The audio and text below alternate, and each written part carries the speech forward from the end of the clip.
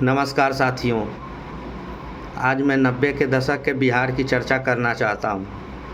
वो बिहार जो अब फिल्मों और वेब सीरीज़ों में दिखाई देता है, जिस बिहार की कल्पना आज की पीढ़ी नहीं कर सकती है, और जिन लोगों ने 90 के दशक के बिहार को जिया है वो उसके याद से भी सिहर पड़ते हैं।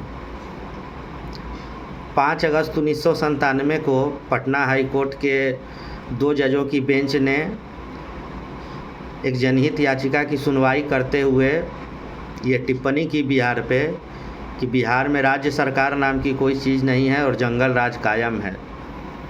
चंद भ्रष्ट अधिकारी नौकरशाह राज्य सरकार को चला रहे हैं, प्रशासन को चला रहे हैं। ये जंगल राज शब्द जो है उस समय के लालू राबड़ी सरकार के साथ नत्थी कर दिया गया, या यूँ कहें कि पूरे बिहार के लिए एक गाली बन के रह गया। साथियों, दुनिया में तमाम ऐसे नेता हुए हैं जिनको या तो सत्ता मिली है या लोकप्रियता मिली है।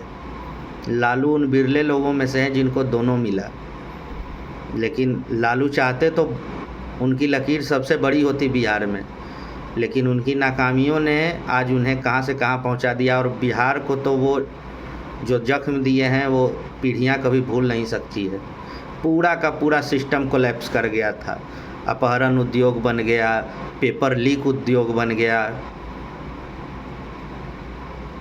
डेली के रोज़मर्रा के खर्चे के लिए आटा चावल के लिए अपहरण होना शुरू हो गया था। अच्छा, जिसके यहाँ 4 व्हीलर गाड़ी आया उसको फिरौती देना पड़ता था। किसी का बिल्डिंग बन रहा है उसके यहाँ फ़ोन आ जाता था, किसी का ऑफिस खुला, किसी का प्रतिष्ठान दुकान खुला, उसको रंगदारी देना पड़ता था। पूरी तरह से एकदम अराजकता की स्थिति हो गई थी पूरे मध्य बिहार में। मतलब इतना जनसंहार हुआ, नरसंहार हुआ। लाल झंडे वालों ने जगह जगह ज़मीनें कब्जा कर लिया, सब जगह लाल झंडा गाड़ दिया। हजारों एकड़ ज़मीन परती पड़ गया जिसमें कोई खेती नहीं होती थी। और इसकी मार छोटे लोगों पर पड़ी ही, जो एलिट तबका था वो भी इससे अछूता नहीं रहा। आईएएस की पत्नी का बलात्कार किया विधायक के बेटे ने, चंपा विश्वास। शिल्पी गौतम कांड, हाई प्रोफाइल जिसके बारे में आज तक कोई नहीं जानता है। लालू जी मस्खरी करते हुए 15 साल काट दिए।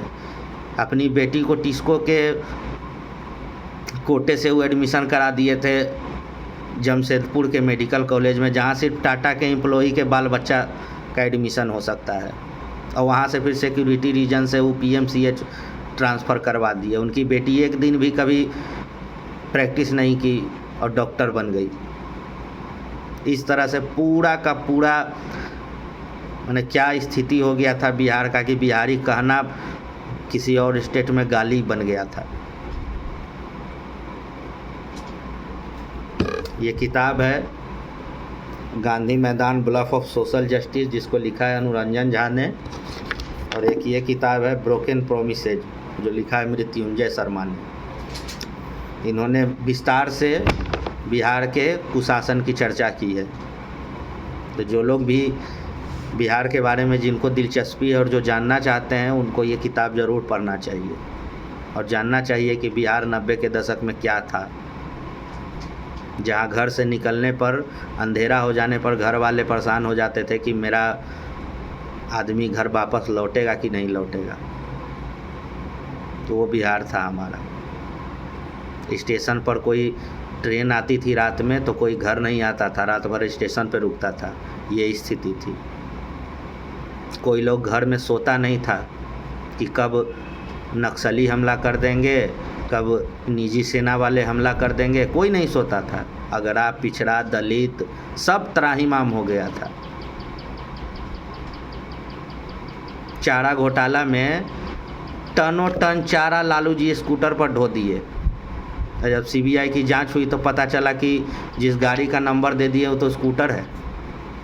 ऐसा तो स्थिति था बिहार में।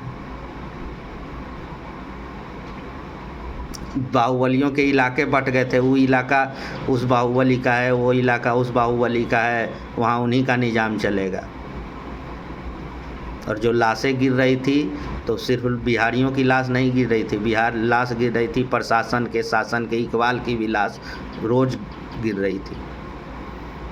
कोई बिहार में रहना नहीं चाहता था। बड़े पैमाने पर पलायन हुआ। बिहारियों का ही नहीं, यहाँ के टैलेंट का भी पलायन हुआ। बिहारी दूसरे स्टेट में गया, झंडा गाड़ दिया, और यहाँ रहता तो उसका अपहरण होता। अच्छे अच्छे डॉक्टर पटना से चले गए। देश के सबसे बड़े न्यूरोलॉजिस्ट थे,